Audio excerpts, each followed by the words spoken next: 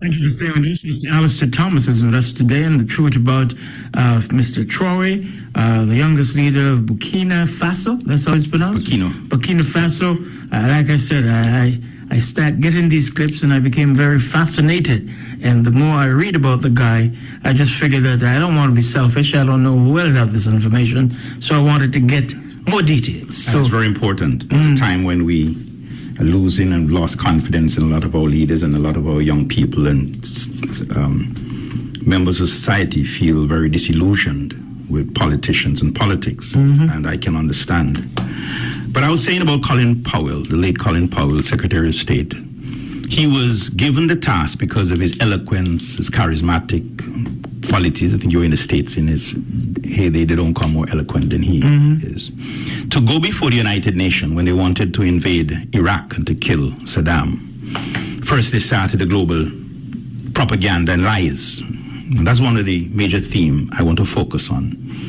That our people must, I think with a time with information in their hands, they should not be victims as before of propaganda, lies, and disinformation. Yes, a lot of it is there and through AI, but I think if they take some time, they should be more informed than in the past. So they used Colin Powell, to go before the United Nations, and in his charismatic and eloquent way, he convinced the world that Saddam Hussein and the Iraqi people or the Iraqi government had weapons of mass destruction, WMD, and they were everywhere. They were already tipped on missiles and ready to fire, and the entire neighboring countries were in danger, and it is imminent. And so it was that speech, that presentation. In fact, they gave him, the so-called intelligence community gave Brother Colin Powell photos and had images on the screen of the evidence, the empirical, the irrefutable evidence that here is it. So countries and nations who were not inclined to follow the rhetoric, the propaganda and lies, they say picture and images is 1,000 and 10,000 words. So Colin Powell, not perhaps being able to persuade a lot of them with his oratorical skills, added to that charismatic quality images. So unilaterally, or unanimously almost, they voted to invade. Before he died, many years before, he apologized because he accepted that he misled the world. That it was not true, that he was misled, he was used. That the images and the videos that he was given, they were doctored. They were computer generated, like now you have AI. They had the possession of that technology long before. And so that it was convincing, and you can see how it's easy to be convincing. If you look at AI now, the intelligence department had those technology years ago, all those years ago. It's only now that the technology of AI, that fraction of it, becomes so handy. But imagine what we are seeing, how convincing in AI, that he got the portion of that and was able to convince the world. And you realize that the U.S. intelligence department deceived him, misled him, and let him fool the nation, and he apologized for it, and it's in his book. I said it in context listening to, I watched a video with my brother, Commander General Michael Langley, probably decorated, I think he might be the highest decorated black brother in the Trump administration before the U.S. Senate, and accusing Troare of using gold reserve to protect himself. And it is very interesting that another brother again is being used in the campaign, because every time that starts, you know what is coming or what is supposed to come. It's the attempt or it's a plan to assassinate, to get rid of. Saddam may not have been our brother, but who was our brother is Muammar Gaddafi. And those who did not know, but most would know, that when Nelson Mandela was released from prison after incarceration by the apartheid regime for about 27 years, that almost in his first speech, of thanking the solidarity of different people, of acknowledging them. Two of the first names that he called were two of the names that the warmongers, the terrorists, had been successful in their propaganda, global propaganda and disinformation, to plant in people's mind, blacks, Caribbean people, that these people were demons. In fact, some of the greatest writers, lyricists, written calypsonians and great artists have sang nonsense about Gaddafi. I don't fault them, is because they were victims of disinformation. That's why I'm taking a lot of time to go from the origin of the propaganda. And so Gaddafi was demonized. But everywhere, as I said, some of our greatest artists sang those songs. You were familiar with some of them, like Gaddafi and great lyricists. But it's not because they intended us to be mischievous, in my view. It's because they were ill-informed or misinformed. Propaganda and disinformation. And it is the most lethal, the most deadly weapon that they have used, I say, in the last 50 years. The former colonialists and those who are really the exploiters. So Gaddafi was demonized. What I am disquiet about is that, okay, at that time, the disinformation and the press went along, the US press, the European press, the North American press, the Caribbean press, the Caribbean journalists. And I'm very pointed at them because they have one of the greatest responsibility to inform, to enlighten, to educate, to disseminate, and if you mislead. And because I've been part of that history and being a victim of that disinformation, I hold very strong views about the continuation of that. So that Gaddafi was made to be this demon.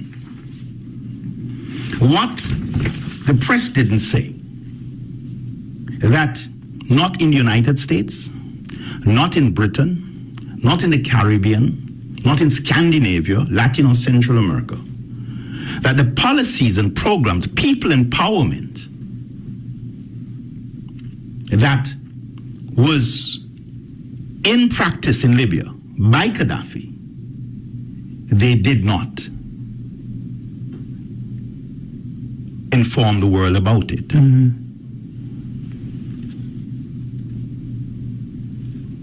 One may say that the world community were duped, as was the case, even the Secretary of State, a four-star general, I think it was. He was duped by his own. So if he could be duped, and then he duped the world, one could understand. But since the plot and murder of Gaddafi by the United States, France, Germany, and the NATO nations, our most successful leadership, that when Nelson Mandela came out of prison, the two people that he mentioned as singled out for acknowledgement for the contribution in the support of the anti-apartheid struggle of the ANC while he was in prison was Muammar Gaddafi and Fidel Castro. Here is it the world led in the propaganda, the disinformation, the lies, as is the case in many aspects of our politics today in Antigua and the Caribbean. Lies and disinformation seem to be more easy for people to follow. But here is the leader of the anti-apartheid, the ANC, the victims of apartheid, coming out now. Not you who hear some news. I don't think that you could be more authoritative. There are any one of them that were more authoritative or in a better position to determine whether Gaddafi is good or bad than Nelson Mandela. You're only regurgitating, you're only parroting. And Nelson came out and said, look, I am eternally grateful, and the people of South Africa, of the role that Muammar Gaddafi played in not only financing the ANC, but providing a place for all the liberation fighters, whether it's in Namibia, South Africa, to train. Had it not been for his resources and the progressive brothers and sisters internationally, but he, as a land base, gave them a space when all the other nations were in support of apartheid. Israel, Britain, the United States, all of them, Germany, all of them, Belgium, were supporting financing. Israel had gone so far as to develop a nuclear weapon for South Africa, apartheid. But while they were doing that, Gaddafi, Muammar Gaddafi, who they were demonizing, the demons who were engaging in ensuring that Mandela and all the ANC were not only in prison, murdered at Soweto and down the road, and Shaftesbury massacre and the others who there are no account of them. He was there financing and providing a space for the ANC to survive. Many of the leaders, those who were not in prison or killed, only survived because they had a home of safety in Libya. Now, let me quickly go to what they didn't tell you, and they should be telling you now. Our people have a way of being misled, so you spread this information, but you have it now. Be humble enough to say, we were saying these things to the community. We were singing these songs. What was Gaddafi doing beside what Nelson Mandela and those of us who knew? And also why he singled out Fidel Castro? Because it was the only country that went to Angola, a third world Caribbean country, not a first world, when all the NATO nations, the developed nations, including the United States, were there financing, training, providing modern weapon to the apartheid regime, Fidel Castro, and had the horn of Africa under colonialism, Namibia, Angola, and all those countries. Sent over 30,000 Cuban troops and defeated the combined forces at Quito Valley. We hardly hear journalists say that. That's historic. A Caribbean third world country, poor country. Its commander-in-chief sent when all the white forces, white nations, were supporting apartheid, supporting Mandela remaining in prison, killing black people for protesting. Fidel Castro, Muammar Gaddafi providing finance and training. Fidel provides soldiers, Cuban, to go to Angola and defeated them at Quito Carnival and broke the back of apartheid. But what Gaddafi was achieving at the time, that education was free. Not in the United States, not in England, not in England for even the colonists, those of us as a part of reparation. Let me provide university or college education for free for the former colonists or those who we had descendants of those who we colonized for 400 years. No. But Gaddafi, the bad man, provided free education to university level and was paid for by the government. Free, but even university level. And those who were not able to access their education in Libya and had to do courses overseas were funded to pursue them abroad by the government. Which other country? Here the demon policy, or the policy of a demon. Which other god or angel were doing that? Those who had colonized and enslaved us didn't do that. He didn't stop there. Medical treatment was free in Libya. On the Gaddafi, medical treatment in Libya, public hospital was free. You go to Mount St. John and see if everything is free up there. And go to United States medical facilities and see if all of them is free, because one of the greatest battles Obama had was the health care bill. Up to now, they have not settled it. In case of specialized treatment abroad, the government took care of that too. Here, every minute, people have to be having fundraising, and I have a position about that, because all these people who get billions of dollars of concession, they should be contributing to a special fund. They get billions of dollars, they give you nothing in return. If you check, 98% of those so-called investors that they give the concessions don't give anything substantive. But back to Gaddafi. Universal health care. Libya under Gaddafi achieved universal free health care, with diseases like cholera and typhoid being contained and life expectancy raised.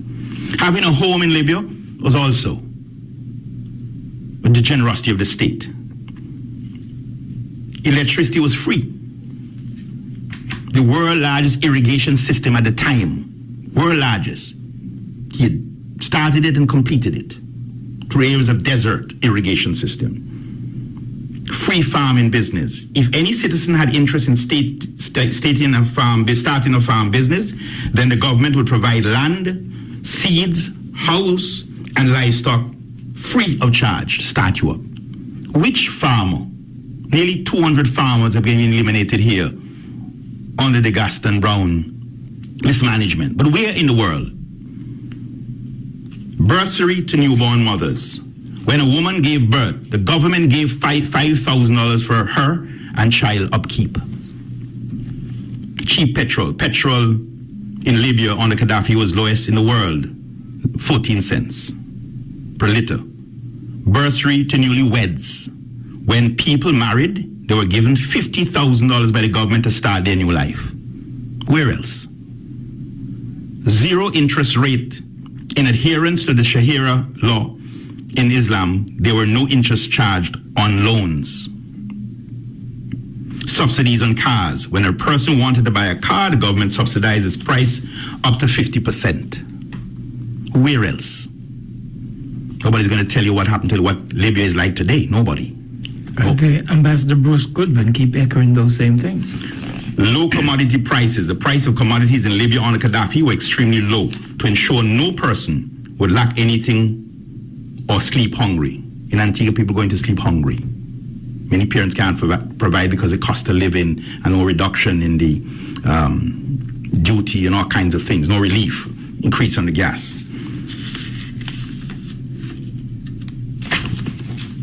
Unemployment fees. Graduates were given unemployment fee, form of grant by the government for their use until they get a job. So you graduate, you don't get a job yet, got job placement, you get an unemployment fee.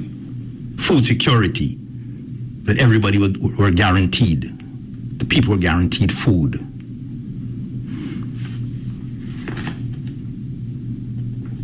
The gold diner. That's one of the reasons why they killed him, because he was encouraging this single currency. I want to go to Troare. I'm going this way. But before Troare, here's this 37-year-old young man. I've known the history of the colonialists, that nearly every single leader that Africa produced that was committed to the people, they murder, kill, or overthrew. But it's Patrice Lumumba, we can go on, Kwame Nkrumah, down the road. I have a list of them. I don't know if I'm going to go through it. One of his predecessors that inspired him, they speak very little about him, deliberately, because they murdered him, Thomas Sankara. Mm-hmm. I shared a book with you. Mm-hmm. This is the young man. Yes, I was very impressed with him. Yes, he had one of the greatest hope, Thomas Sankara. That's why we're in the same cap. Exactly. Mm-hmm. He's a mentor. Mm-hmm. It was who came in that period of Africa, about 1983. And his focus was on the empowerment of the people. Public political participation. That is the first thing. The only thing he's doing is having these community council people discuss, which was new. In Burkina Faso. Yes. Mm-hmm. Empowering women like they never. That was in 83. In 83. To 87. Yeah.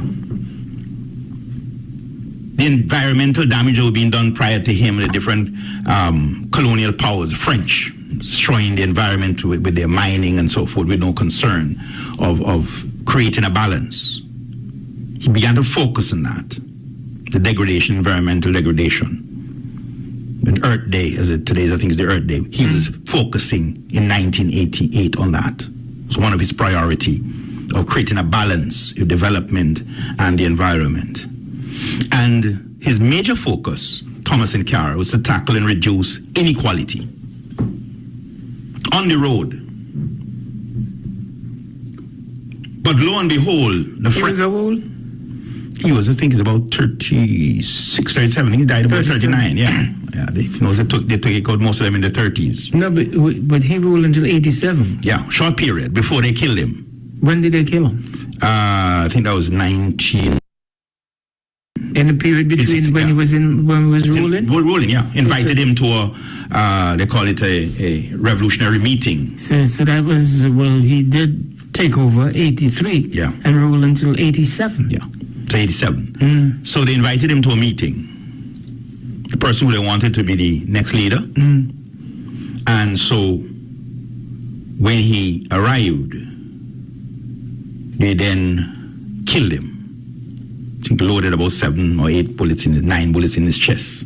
But that man, that leader, who had come on the scene all over the world, we all were looking at this hope of Africa and begin to inspire other leaders. They snuffed him out, the French.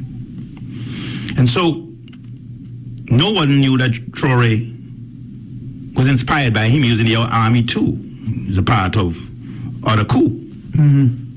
But he had his own agenda, and he understood that it's not a problem about the coup. The United States created a revolution, 1776. Civil War and so forth. Britain had its different revolutions. But he recognized that most of these leaders who created the coup were being created, financed, and trained by the French. And so he had his plan. He realized that the people who want the sector of the society that suffered, regardless who they put in as puppet, were the people of Burkina Faso. And in 2 years, in fact, I want to say this, I just don't want to put it at the feet of Troare, that there is something happening in Africa. That is why this fellow here, our brother, Michael Langley, is so uneasy. They want to do something. Because for the first time after 1884-85, when the European countries gathered together and divided up Africa, the 50 states divided up between them, France, Belgium, Germany, without any African leader being involved, using military force and might, in the process, carried out genocide and mayhem. In case of Congo, you had Leopold, King Leopold, carrying out one of the greatest carnage, amputation and dismemberment. If you did not support him, you were not prepared to pick the coffee. Tens of thousands, 100,000 people, hands cut off, feet and so forth. And so you had quite recently, after many of these displaced and replaced puppets, because there's the moment you get a little ambitious, but they put you in power, the French in particular, and those foreign forces, they got rid of you. But something happened from about 2020. Mali carried out a coup of a different type, coup of empowerment. By 2022, Burkina Faso followed with Ibrahim Troare. By 2023, Niger followed, and Senegal in 2024.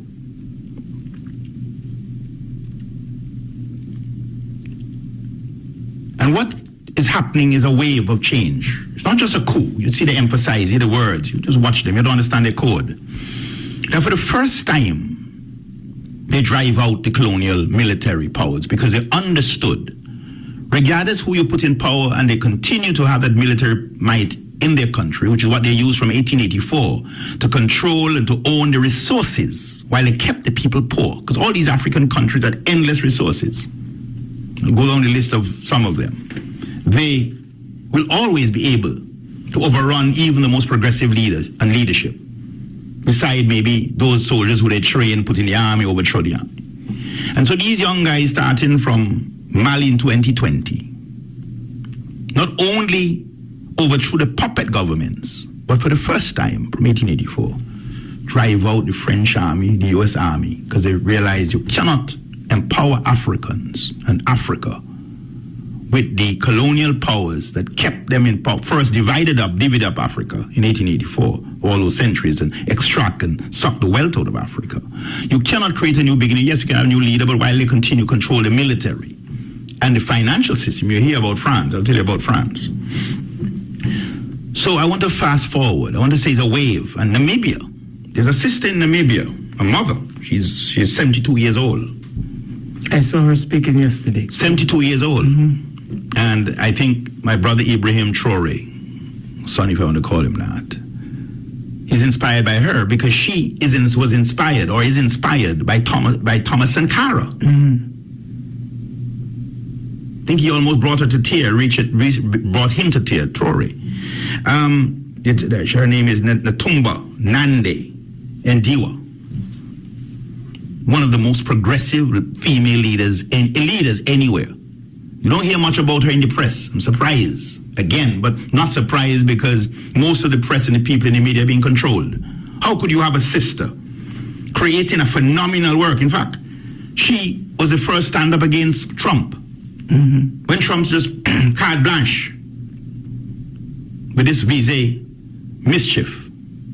She was one of the first to say, hi, you are saying our people with visa must come out of the United States. Well, your citizen with visa come out of Namibia. Mm-hmm. I saw her yesterday. Over 500 of them. Mm-hmm. But she didn't stop there. They discovered oil and gas now in Namibia. And all the French, American companies lining up as they lined up in Guyana, and that's a sad tale. Guyana hardly getting crumb. She says, no, the oil is not going to be under no other minister or ministry. You got to pass me first. Mm-hmm. But she's not satisfied. We got to take a commercial. Thank you for staying with us. Mr. Alister Thomas, of course, is with us. And we're looking at the youngest leader of Burkina Faso, of course, Troare. Let me go this way. Let me go to an online report on the April 20, 2025.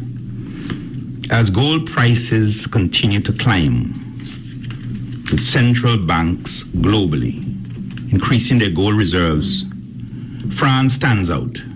Despite holding 2,437 tons of gold, the fourth largest reserve globally after the United States, Germany, and Italy, France has no gold mines.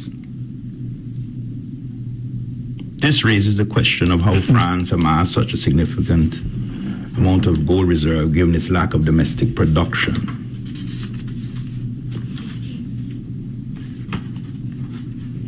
Let me give an example. I found a very interesting piece by this brother Anastasia Promskaya. I don't want to bias this presentation just by my understanding of these geopolitical matters. I want to bring into bear other people so they realize it's not my bias. In this short article, I will try to explain how, this is by Anastasia Promskaya, explain how African countries that were colonized by France, remember I just tell you it has the fourth largest, are still beholden to their colonizers. The current relationship between Africa countries and France prevents successful African development and sovereignty. What has happened in recent time by these young conscious men, 6 of them freed themselves. Let me show you how they freed themselves. 1, come to Anastasia Proskaya. 1, the former colonies have to pay colonial debt. Mm-hmm. All 14 of the Franco, or they call them, they had a name for them, the Franco-Freak countries that were colonies. Even after many of them got independence, got independence in 1960, up until these brothers drive them out, they had to pay them colonial debt. That may sound simple. That is, the newly independent countries are forced to pay for the country's infrastructure. Let me show you how France and colonialism wicked. And we have been victims of the same thing. They divvied up Africa in 1884-85. Destroy Africa, history, culture, everything. The empire. Maybe you had empires like Mali and others that were richer than any white European country. Think about Mansa Musa, one of the richest ruler of all times.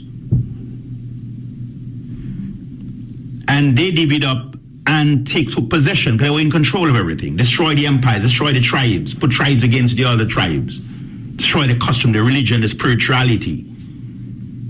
So intense that they took, not only destroying their culture, took their spiritual, religious artifacts and others and took them to their various country, and you have thousands of pieces that they make billions from 1884 in their various museums. Mm-hmm. In their various, every day, as long as the door open, they're making money from the artifacts. Some of these are spiritual. Most of them are spiritual artifacts. So they break up our religion, break up our culture. Let me continue. So that They build roads.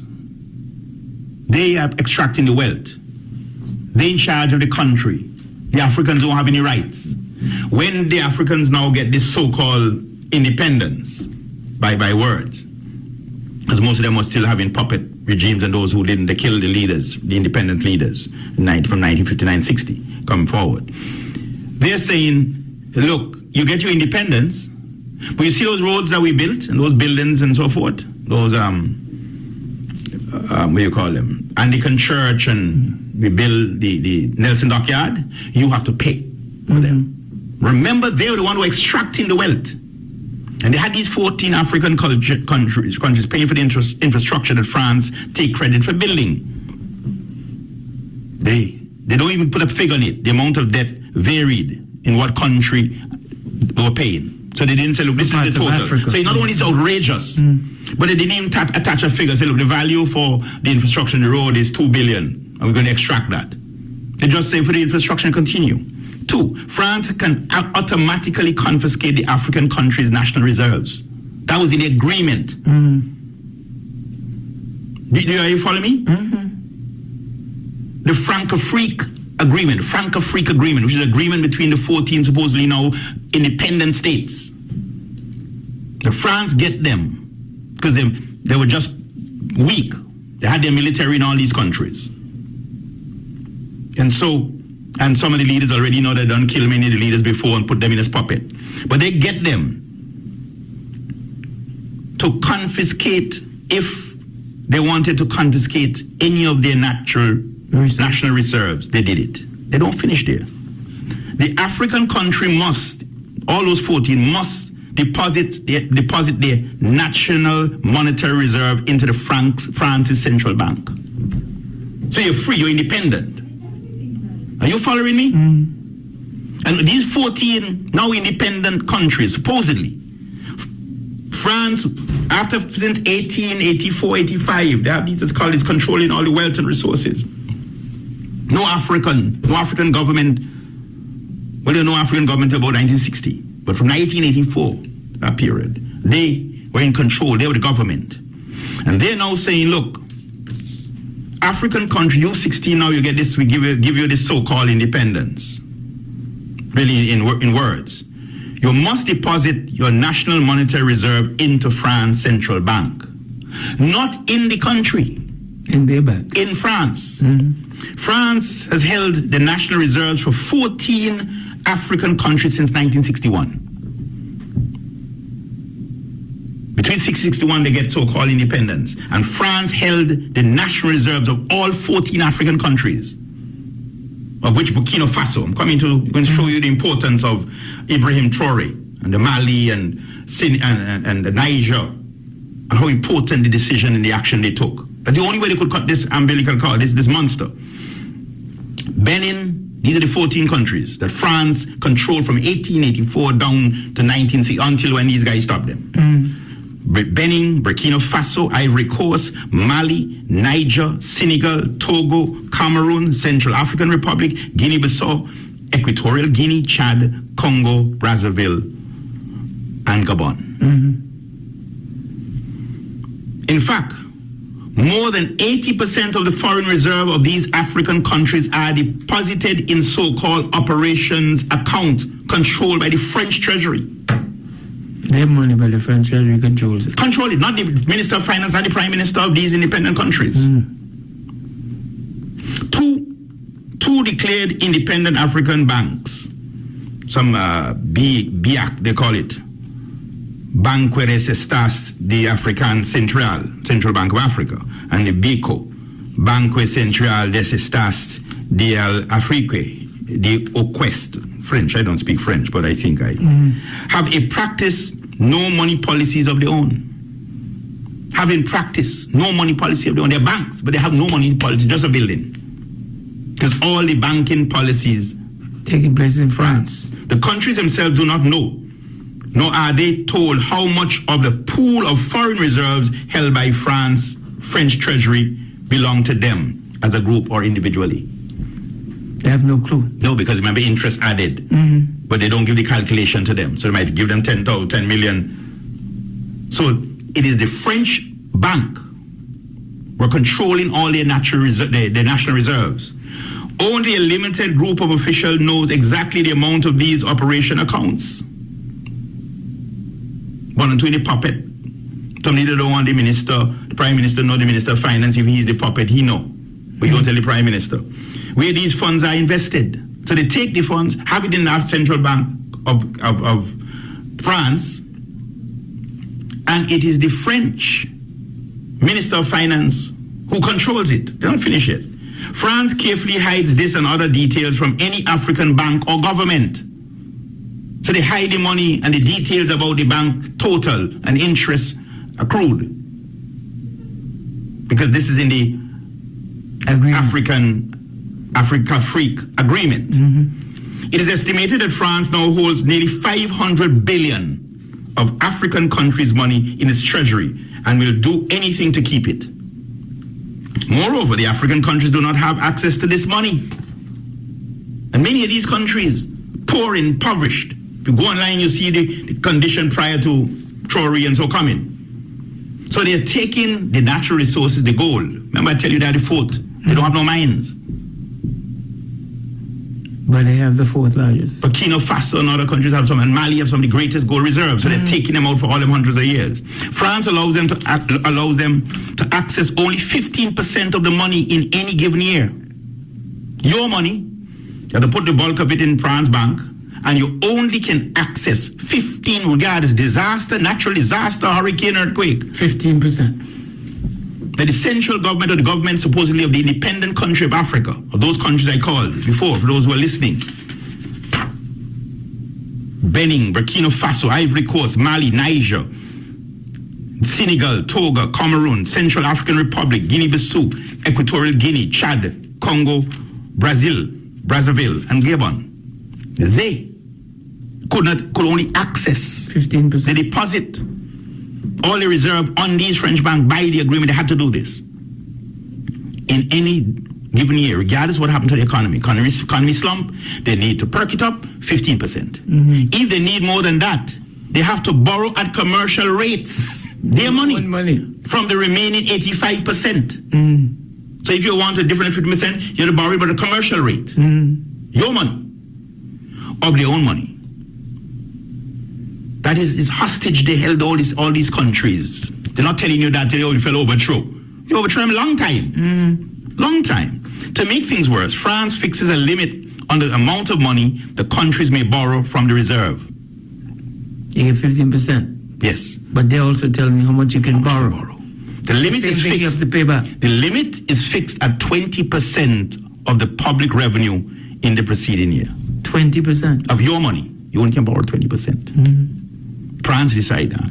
If the countries need to borrow more than that, France vetoes it. That you ask about why they developed, why the poverty, why the unemployment, why the disenfranchised young people, why the infrastructure that way? Because they kept it that way. A mass of poor, underdeveloped countries while they were getting super rich. And even with the national deposit, they had control of it. In his recent video, the former president of France, Jacques Chirac, said French people should accept the fact that a large amount of the money in their banks comes precisely from the exploitation of former colonies on the African continent. The French president had the gall and the gumption and the veracity to acknowledge that. But at least, I guess maybe the African spirit compelled him. So when people ask about African underdevelopment, when Rodney wrote how Europe underdeveloped Africa, he understood, he knew that. But when you don't know these things, all the African leaders, it's easy to do. And matter of fact, that script comes from them. The one who exploiting you. The one who ensuring that you can't asphyxiate you, have the hands at their throat, at your economy, at your resources. You can't develop, you don't have access to resources. The limit that you can't get 20% of your reserve and develop any country in the world. You must remain underdeveloped. But yet, they circulate this disinformation and propaganda that is regurgitated. African leaders can't lead. How can you lead with this? How could you lead with this? It's impossible, regardless what policy and programs you have. They created an impossibility of development. What they created was I would call it underdevelopment in perpetuity, indefinitely. Top of the hour. And yes, Royal Family, you are definitely listening to the voice of one Alister Thomas speaking with Brother Dave Lester Payne, of course, highlighting some African history for you. And he will be a special guest with us and even a special contributor to the Ambassador's Pen. So, of course, I'm inviting everyone to make sure you get your link for the 7th of May, 2025, the official online seminar, webinar, The Ambassador Pen. Of course, for sure, you can register by contacting us via email, priestisaachinstitute@gmail.com. That's priestisaachinstitute@gmail.com.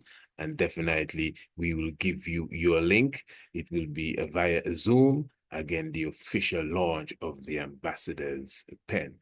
And for those of you who wish to visit the previous edition of the Ambassador's Pen, I'm talking of the special edition and, of course, the Forerunner edition. The link for these editions are in the description below the video for those who will be observing the video. And for the subscribers to the Tiger's Nest, we will continue this program with the great Alister Thomas and Dave Lester Payne. Those of you who are not subscribers to the Tiger's Nest, thanks again for your presence with us.